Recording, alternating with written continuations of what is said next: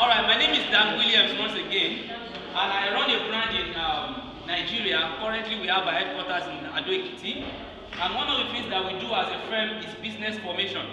And what do we mean by business formation? That is, we help starters, or we help people that are already in business to form their business. You know, if you want to build a house, there is something called foundation. If you want to go into marriage, there is a foundation for marriage. So there is practically nothing you want to do in life that doesn't need a solid foundation. And if you want to build anything, be it a business, whatsoever, and the foundation is not accurate when you start building, you can tell that the house might collapse, the business might collapse, or not have a strong edifice afterward. Are we all together? Alright, so what we do in our firm is that we help people that are just starting up, or people that are already in business, to reshape their business and also to put them through a process of formation. And that is one of the things I've come here to share today. When my brother spoke with me, he said that this is more like an empowerment program, telling us about skills, business, empowerment, and initiatives and all. But there is a cogent aspect of any initiative you may have that if you do not take cognizance of, you may get yourself beaten on the leg after all. And that is what is called CAC registration. I wouldn't like to beat around the bush because of our time. I will just go deep into it so that we can discuss, and then I take my leave. CAC registration, that is what I'm here to actually talk to us about this afternoon. And what is CAC? When you hear the word CAC, it is not Christ Apostolic Church. Rather, it is Corporate Affairs Commission. I'm so glad that some of us know about it. It is Corporate Affairs Commission. And what is Corporate Affairs Commission? It is just like every other public commission in Nigeria. Just like the local government service, just like the PACN, the NEPA of those days, just like the water corporation, they are basically a commission that is in charge of forming, organizing, and managing businesses in Nigeria. So if you are starting a business in Nigeria now, before we can say that you are legally functioning as a business owner in Nigeria, you must be registered with the Corporate Affairs Commission. Now, we are in a country that doesn't take most of these laws very seriously. If you like, you can register. Some people don't even care to register. If you don't register, doesn't mean you won't make your profit or you won't run your business. But for everyone that wants to do everything legally, you know, even anything you want to do, even if you find your way and meander your way around some foundational truths, you will get to a point that that thing will be needed, and you will have to go back and go and rectify. And most times, they say prevention is better than cure. So what I've come here today is for everybody that just want to start a business, or you already have an existing business. There is still a prevention that can be given. There is still a prevention that you can take, precaution you can take before you ride on the wings of the business you are building. Everyone that is starting a business, I believe you should have a global mindset, such that the business I'm starting, no matter how small, even the scripture says, though your beginning is small, he said it is the will of the Father to make you what? Become bigger. So if it is the desire of the Father to make you bigger, you must be prepared for that place that is taking you to. So that when you get to that stage of being big, you won't be found wanting. So, CAC registration, like I said, is you certifying and registering your business with the Corporate Affairs Commission in Nigeria. And this is a commission that is in charge of organizing, managing, and legally registering businesses in Nigeria. Now, we have 3 categories of registration under the CAC. The first one is business name. Now, business name, the categories that fall under that are maybe ventures, enterprise, you're a fashion designer, you're a graphic designer, you are into welding, furniture, depending on how large your business is at the start. You can register under the business name. It is for sole proprietor. Maybe I'm just doing the business alone. I don't have any other person around me. I can register under the business name. There is another level of registration which is called the company limited registration. Now, under this company limited, one thing that makes it different from business name, I don't know if you know the dichotomy between HND and BSc. Though we study the same thing, but when we get to the field of play, there is what they call a preference that is given to somebody that studied that had BSc over someone that had HND. So also for business name and company limited. When we bring our credentials and your business is registered as a company, mine is registered as a business name, there is a preference given to your home other than mine.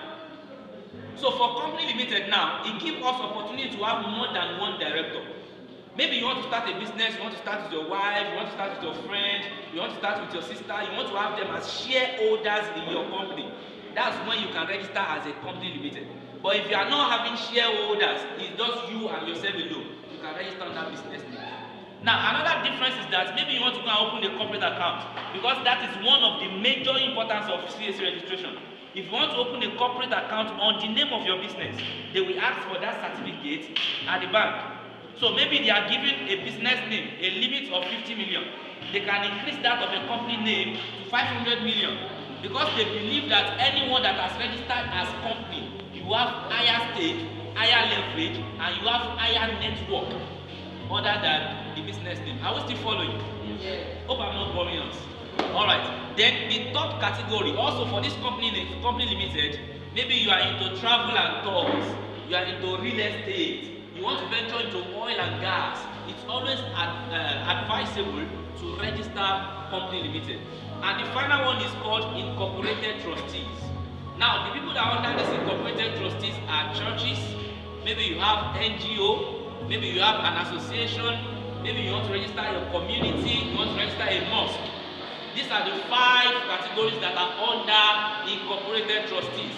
They are known to be non-for-profit making organizations, and they are the ones that are always registered under the incorporated trustees. Like I said again, I will just make mention of the importance for everybody. Number 1 importance is for you to be able to secure your business name. Maybe it's your business name, your company name, your church name, your NGO name. The number 1 importance of CAC registration is security of that name. You know, when you give birth to a new baby, the first thing you do is that after the 7th day, they give the child a name, right? After that, they now go to the local government to go and register the child's name, that this is the name this baby is now bearing. For every business name as well, registry with the Corporate Affairs Commission is the number 1 thing that can help your business secure the name.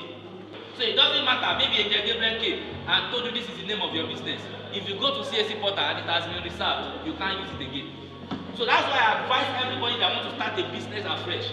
The first thing for you, once you receive the name, go and check if the name is available to be registered, and then register it. But most people, they don't see the importance, so they just be like, let me continue my business, I will do it later. The later you are coming to register your business, someone else might have been using your name, and you will not be able to use the name again. You have to change it. I've worked with so many people, and the pain can be painful, the experience, because you will now have to begin to look for a new name other than the name that you have been building over time. So the first importance is that it helps you to secure your business name. Thank you very much. Please, I will still follow now. I'll be able to do this in next half an hour. So the first importance is that it helps you to secure your business name. And secondly, the importance of CAC registration is that it gives you the opportunity to open a corporate account with a bank in Nigeria. If you want to open a corporate account with a bank in Nigeria, for example, the name of my company is Danwilliams. I have a corporate account with Service Bank. I also have a corporate account with Money Points. That's a microfinance bank. Before you can open a corporate account, they will ask you for 3 major documents. The first one is your CAC registration document. The second one is your tax identification number certificate. And the third one is your proof of address. That's never been. That one is very important. So before you can open a corporate account, you must have CAC registration certificate. And one of the things that having a corporate account does to you is that it gives your business credibility. I've worked with so many people that when we seal the deal, they will tell me to send my account number. And if you send a personal account number to them, they will tell you they can't pay the personal account number. I don't know if you've experienced it. Because I have people, they will now call me at Danwilliams, please. One of my clients won't give me money, but it doesn't know they pay you personal. Let me send your corporate. I will have to send my corporate account to them. So this one gives your client the confidence that you know what you are doing and you are running a good business. So for you to be able to open the corporate account, you need CAC registration certificate. Another one is that for some firms that normally put it for loan, grants, you want to put it for loan, grants, so many of these things always require that your business